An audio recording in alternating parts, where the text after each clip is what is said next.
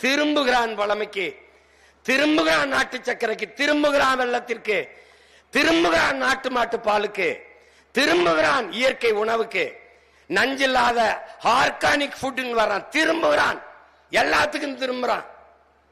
அதுபோல என்னுடைய பாரம்பரிய கைத்தறி நெசவுக்கும் இந்த மானுடன் ஒரு நாள் திரும்புவான், விரும்புவான். இப்ப விரும்புறான். எங்க அம்மா முதல்ல நான் வரும்போது பேசிட்டு இருந்தாங்கல்ல, ஒரு கைத்தறி கையாலே செஞ்ச ஒரு புடவை வச்சு இதே மாதிரி எல்லாருக்கும் கொடுக்க போறேன்னு வந்து கொடுங்கன்னு சொன்னேன். நான் அந்த கடைகளுக்கு நானும் எங்க கையிலும் போவோம், அப்ப சொந்தக்காரங்களுக்கு உடை எடுக்க.